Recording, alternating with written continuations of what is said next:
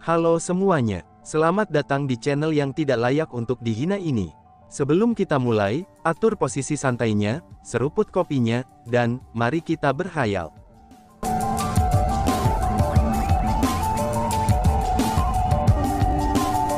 Melanjutkan cerita sebelumnya, pada saat ini, Chu Feng hanya menatap Bai Liluo. Bahkan tatapannya berubah rumit. Dengan hanya lambaian tangannya saja, Bai Liluo telah sepenuhnya menyegel semua ahli Qian Feather Monstrous Clan. Bai Liluo tampaknya bahkan lebih kuat dari yang dibayangkan Chu Feng. Chu Feng memutuskan bahwa, kultivasi Bai Liluo setidaknya dari peringkat 3 martial immortal. Jangan datang dan memprovokasi wanita muda ini lagi. Kalau tidak, aku akan mengambil nyawamu tanpa keberatan, kata Bai Liluo kepada King Yuruais. Setelah selesai mengatakan kata-kata itu, dia pergi bersama dengan Chu Feng. Meskipun Bai Liluo sengit, tapi dia tidak kejam terhadap klan Qian Feather Monstrous. Mungkin dia juga merasa sedikit minta maaf, karena setuju untuk menjadi tetua tamu Qian Feather Monstrous Clan dan kemudian membantu Chu Feng. Namun mungkin juga, dia tidak ingin merawat mereka.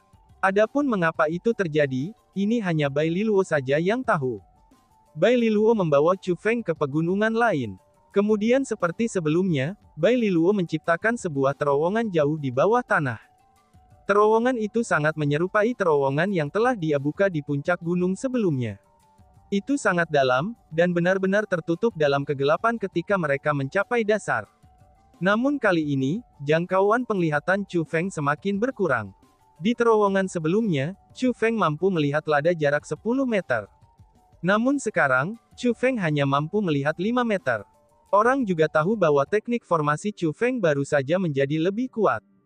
Namun meskipun dia sekarang menjadi spiritualis dunia jubah abadi tanda ular, tapi Chu Feng hanya mampu melihat hingga jarak 5 meter. Ini membuat Chu Feng menyadari bahwa, istana bawah tanah ini tampaknya bahkan lebih menakutkan daripada yang sebelumnya. Selain itu, Chu Feng dengan lega menemukan bahwa tidak ada ratapan seperti hantu dan lolongan serigala di sana. Ini berarti bahwa para monster itu tidak disegel di sana. Selanjutnya setelah tiba di sana, Bai Liluo tidak bertindak hati-hati bergerak seperti yang dia lakukan di istana bawah tanah sebelumnya. Sebagai gantinya, dia secara langsung melepaskan kekuatan bela dirinya untuk melakukan perjalanan dengan cepat. Ini membuktikan dugaan Chu Feng bahwa, istana bawah tanah lebih aman dibandingkan dengan gua yang sebelumnya. Tampaknya ini bukan tanah penyegelan. Chu Feng mengatakan kata-kata itu dengan santai. Itu karena dia ingin memverifikasi tebakannya. Siapa yang mengatakan bahwa tempat ini bukan tempat penyegelan? Kata Bai Liluo. Kalau begitu, mengapa kita tidak bertemu monster yang tersegel? Tanya Chu Feng. Itu karena monster-monster itu semuanya sudah dimakan, kata Bai Liluo. Apa, dimakan? Siapa yang memakannya? Tanya Chu Feng. Monster-monster di istana bawah tanah sebelumnya juga sangat menakutkan. Adapun istana bawah tanah ini, itu berisi kekuatan yang lebih besar. Jika ada monster yang disegel di sana sebelumnya, Chu Feng pasti merasa bahwa monster itu lebih mengerikan daripada yang berada dari istana bawah tanah sebelumnya. Dengan demikian, keberadaan seperti apa yang bisa memakan monster itu? Tiba-tiba saja, Bai Liluo berbalik dan melihat ke arah Chu Feng. Dia memiliki senyum aneh di wajahnya. Jika aku memberitahumu bahwa mereka dimakan oleh kakak perempuanmu ini, apakah kamu percaya padaku? Tanya Bai Liluo. Melihat Bai Liluo seperti itu, hati Chu Feng segera menegang. Bahkan ekspresinya berubah. Hahaha, lihatlah, betapa takutnya kamu. Aku hanyalah bercanda. Bagaimana aku bisa makan hal-hal menjijikkan itu? Bai Liluo tertawa. Senyum Bai Liluo kembali normal, dan itu adalah senyum seperti anak kecil yang menggemaskan. Tidak, senyum Bai Liluo bahkan lebih menggemaskan dan menyenangkan di landang mata. Lagi pula, dia memiliki tatapan yang menggemaskan padanya. Namun Chu Feng tidak bisa tersenyum. Alasan untuk itu adalah, karena dia benar-benar takut dengan ekspresi Bai Liluo sebelumnya. Bahkan berdasarkan pengalaman yang dimiliki Chu Feng, dia yakin bahwa Bai Liluo, gadis kecil yang tampaknya sangat muda itu sudah jelas bukan manusia. Saat Bai Liluo dengan cepat membimbing Chu Feng, mereka tidak menghabiskan banyak waktu dan segera tiba di tujuan. Setelah berhenti, Bai Liluo sekali lagi mengaktifkan pembentukan formasi. Pembentukan formasi itu tidak terlalu besar. Itu berbentuk oval, dan memiliki diameter 10 meter, dan lebar sekitar 5 meter. Munculnya formasi itu menyerupai telur. Adik kecil, bantu kakak perempuanmu mengaktifkan formasi ini. Lakukan itu, dan misimu akan lengkap, kata Bai Liluo kepada Chu Feng dengan senyum di wajahnya. Dan kemudian, Bai Liluo mulai membentuk formasi spiritual. Setelah Bai Liluo mulai mengatur pembentukan formasinya, Chu Feng dapat mengetahui dari energi spiritualnya bahwa teknik formasi spiritualnya sangatlah kuat. Alasan untuk itu adalah, karena dia adalah seorang spiritualis dunia jubah abadi bertanda naga. Ketika Bai Liluo sedang mengatur pembentukan formasinya, Chu Feng tidak bisa campur tangan.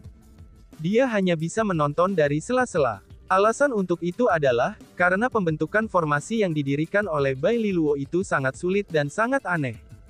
Tampaknya itu telah mengintegrasikan semacam kekuatan dari tubuh Bai Liluo. Bahkan jika Chu Feng tahu cara mengaturnya, dia tidak akan bisa mengaturnya dengan sukses. Sederhananya, formasi itu tampaknya menjadi sesuatu yang hanya bisa dibuat oleh Bai Liluo seorang. Setelah kira-kira 6 jam berlalu, Bai Liluo akhirnya selesai mengatur pembentukan formasinya. Ada 2 inti formasi pada formasi spiritual itu. Dengan demikian, setelah Bai Liluo selesai menyiapkannya, Chu Feng langsung berdiri di salah satu inti formasi, itu untuk membantu Bai Liluo membuka segel formasi yang seperti telur di depan mereka. Setelah 6 jam berlalu, pembentukan formasi yang Bai Liluo dan Chu Feng aktifkan mulai bersinar cerah. Itu bersinar sangat terang, sehingga lingkungan mereka menyala semuanya. Bahkan area yang diterangi Nua, itu sangat melampaui area yang berhasil diterangi Bai Liluo di istana bawah tanah sebelumnya. Krekek-krekek. Pada saat itu, pembentukan formasi seperti telur itu mulai retak. Berhasil, ucal Bai Liluo. Bai Liluo segera bangkit. Saat dia melihat ke celah di formasi yang seperti telur itu, sukacita muncul di matanya. Kami sudah berhasil. Chu Feng terkejut. Alasan untuk itu adalah, karena celah itu sangatlah kecil. Selanjutnya, Chu Feng tidak dapat merasakan apapun darinya. Chu Feng merasa bahwa itu hanyalah celah, dan bahwa mereka belum berhasil membuka segel pembentukan formasi yang seperti telur itu. Menghadapi pertanyaan Chu Feng, Bai Liluo berbalik dan tersenyum manis. Dengan nada yang sangat bertekad, dia pun berkata, "Kami telah berhasil. Kamu telah menyelesaikan misi kamu. Oh iya, jika kamu mau, bantu aku dengan satu hal lagi," kata Bai Liluo. "Apa itu?" tanya Chu Feng. "Jadilah pengawal aku ya," ucapnya. Saat Bai Liluo berbicara, dia menyerahkan tinjunya yang berkulit putih ke arah Chu Feng. Chu Feng awalnya bingung, namun ketika kepalan kecil Bai Liluo terbuka, ekspresi Chu Feng segera berubah. Setelah Bai Liluo membuka telapak tangannya, cahaya redup bersinar darinya. Cahaya itu bersinar dari dalam telapak tangan Bai Liluo. Diterangi oleh cahaya itu, Chu Feng dapat melihat bahwa sebenarnya ada formasi di dalam telapak tangan Bai Liluo. Pembentukan formasi itu terbentuk di dalam telapak tangan Bai Liluo. Pada saat itu, pembentukan formasi itu memisahkan diri dari telapak tangan Bai Liluo dan melayang ke arah Chu Feng. Meskipun pembentukan roh itu hanya seukuran mutiara, tapi Chu Feng bisa mengetahui seberapa kuat formasi itu. Pembentukan formasi itu mampu meningkatkan ranah Chu Feng sementara waktu. Ketika menggunakannya, Chu Feng akan dapat sementara waktu meningkatkan kekuatannya. Pembentukan formasi ini mampu sementara waktu memungkinkanmu untuk mendapatkan kekuatan marsial immortal peringkat 2. Ketika kakak perempuan dalam pelatihan tertutup, aku tidak bisa membiarkan siapapun datang dan membuat masalah bagiku. Gunakan kekuatan formasi ini untuk menghadapinya. Namun, jangan terlalu jauh dari kakak perempuan. Jika kamu terlalu jauh dariku, pembentukan formasi itu akan menjadi tidak efektif, kata Bai Liluo. Oh, baiklah, balas Chu Feng sambil mengatur formasi khusus, dan menyerap formasi yang diberikan Bai Liluo ke telapak tangannya. Dengan itu, Chu Feng dapat mengaktifkan pembentukan formasinya dengan satu pikiran. Tempat ini relatif aman, dan hampir tidak mungkin bagi seseorang untuk menemukan tempat ini. Jadi ini hanyalah pinjaman, dan kamu juga tidak harus menggunakannya, kata Bai Liluo sambil tersenyum. Setelah dia selesai, Bai Liluo berubah menjadi untaian gas putih dan memasuki formasi yang berbentuk telur itu melalui celah. Tentu saja, gadis itu sudah jelas bukan manusia, pikir Chu Feng. Pada saat itu, Chu Feng yakin bahwa Bai Liluo bukanlah manusia. Alasan untuk itu adalah, karena tidak ada manusia yang mampu mengubah Bai Liluo seperti yang baru saja dilakukannya. Dalam hal transformasi, semua kultivator bela diri mampu melakukannya. Namun, pembentukan formasi berbentuk telur itu bukanlah sesuatu yang bisa dimasuki seseorang hanya dengan mengubah diri menjadi gas. Faktanya bahwa Bai Liluo bisa memasukinya, itu berarti dia sendiri sangat spesial sejak awal. Chu Feng bahkan menduga bahwa Bai Liluo mungkin memiliki semacam hubungan khusus dengan tempat itu. Kalau tidak, dia tidak mungkin mengetahuinya dengan baik. Selain itu, Chu Feng juga tidak melupakan urusannya. Chu Feng berusaha keras untuk mengatur formasi penyembunyian, itu untuk menyembunyikan formasi berbentuk telur yang telah dimasuki Bai Liluo untuk berlatih. Pembentukan formasi berbentuk telur itu benar-benar memiliki kemampuan bertahan yang sangat besar, bahkan sampai pada titik di mana itu tidak bisa dihancurkan. Namun karena Bai Liluo telah menyebutkan bahwa dia tidak bisa diganggu saat dia berada di pelatihan tertutup, Chu Feng curiga bahwa dia mungkin akan terpengaruh tanpa pembentukan formasi berbentuk telur itu jika dihancurkan, dan mungkin dia bisa terpengaruh hanya dengan formasi yang berbentuk telur itu diserang. Karena itulah sebagai gantinya, Chu Feng memutuskan untuk menyembunyikan pembentukan formasi berbentuk telur dengan Bai Liluo di dalamnya. Tentu saja dia sama halnya seperti Bai Liluo, dia juga tidak berpikir bahwa akan ada orang yang bisa mengganggunya. Karena bagaimanapun, tempat itu adalah tempat paling berbahaya di seluruh wilayah timur, dan tidak ada yang mau pergi ke sana sejak awal. Selanjutnya, Bai Liluo dan Chu Feng berada di istana bawah tanah. Akan sangat sulit bagi seseorang untuk menemukan tempat yang tersembunyi itu. Namun sayangnya, Chu Feng keliru. Klan Qian Feather Monstrous yang dipimpin oleh King Yuruais masih di puncak gunung itu. Mereka masih dibekukan oleh teknik Bai Liluo. Bas-bas. Tiba-tiba saja, bayangan hitam segera muncul. Siluet hitam itu mengambil bentuk manusia, dan menunjuk ke balok es yang menyegel klan Qian Feather Monstrous. Dengan titik itu, es yang menyegel klan Qian Feather Monstrous mulai mencair. Segera, klan Qian Feather Monstrous semuanya bebas. Sial, mengapa gadis itu begitu kuat? Bahkan kakak laki-laki Ruais sama sekali tidak berdaya di hadapannya, ketakutan yang tersisa memenuhi wajah King Yu Yunlong saat dia berkata, "Kakak Ruais, haruskah kita menyerah pada masalah ini? Kami sama sekali tidak cocok untuk gadis itu. Yang terbaik adalah kita tidak memprovokasinya." Anggota Qian Feather Monstrous Clans lainnya juga mulai mendesak King Yuruais agar tidak terus mengejar Bai Liluo. Mereka semua berharap bahwa dia akan membiarkan masalah ini. Mendengar apa yang dikatakan orang banyak, King Yuruais menunduk. Dia diam-diam setuju dengan saran mereka. Selama pertemuan mereka sebelumnya, dia menyadari betapa besar perbedaan di antara kekuatan mereka. Jika mencari Bai Liluo lagi, itu adalah sesuatu yang hanya dilakukan oleh orang bodoh. Namun pada saat klan Qian Feather Monstrous berencana untuk pergi, angin puyuh hitam tiba-tiba bangkit. Angin puyuh itu menjebak mereka semua di dalam, dan membuat mereka tidak bisa pergi. Pada saat yang sama, suara suram dan dingin memasuki telinga King Yuruais. "Jika kamu pergi, maka tanpa gadis itu melakukan apapun, aku akan memadamkan kalian semua." Suara tersebut diucapkan oleh siluet hitam itu. Selain itu, King Yuruais adalah satu-satunya orang yang mampu mendengar suara itu. "Kamu juga sudah melihatnya kan, kami sama sekali tidak cocok untuk gadis itu. Ini benar-benar bukan berarti aku tidak ingin merawatnya. Hanya saja, aku tidak berdaya untuk melakukan apapun," kata King Yuruais. "Gadis itu sedang berlatih. Dia berada pada kondisi terlemahnya.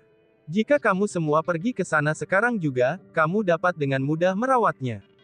Kamu tidak perlu benar-benar melukainya. Kamu hanya perlu menyerang pembentukan formasi, yang lada saat ini dia sedang menjalani pelatihan tertutup," kata siluet hitam itu.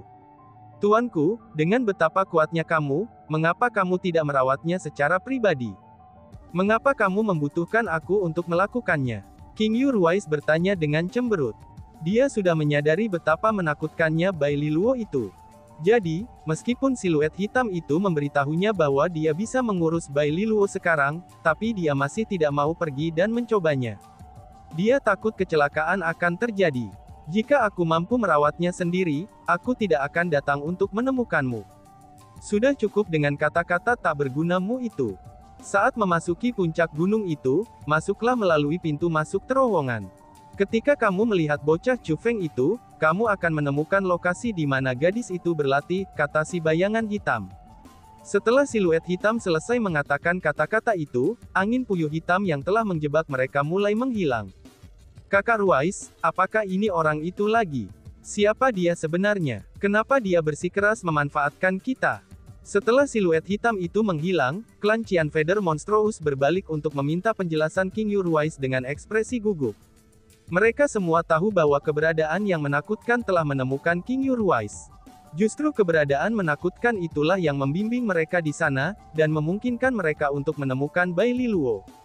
Adapun siapa keberadaan yang menakutkan itu, mereka juga tidak tahu. Jangan repot-repot bertanya. Saat ini, kami tidak punya pilihan selain melakukan apa yang ia katakan. Entah itu Bai Liluo yang mati, atau kita yang mati. King Ruais berbicara dengan ekspresi penuh tekad. Setelah selesai mengucapkan kata-kata itu, dia melayang ke langit dan mulai terbang menuju pintu masuk ke istana bawah tanah tempat Chu Feng dan Bai Liluo berada. Melihat itu, klan Cianfeder Monstrous juga tidak ragu, dan kemudian mengikutinya. Alasan untuk itu adalah, karena mereka memahami situasi mereka dengan sangat baik. Mereka sekarang adalah bidak catur orang lain, dan tidak punya pilihan sendiri. Mereka hanya bisa melakukan apa yang diperintahkan orang itu. Kalau tidak, mereka semua akan mati. Dan tiba-tiba saja bersambung. Sekian dan terima kasih banyak. Bye-bye.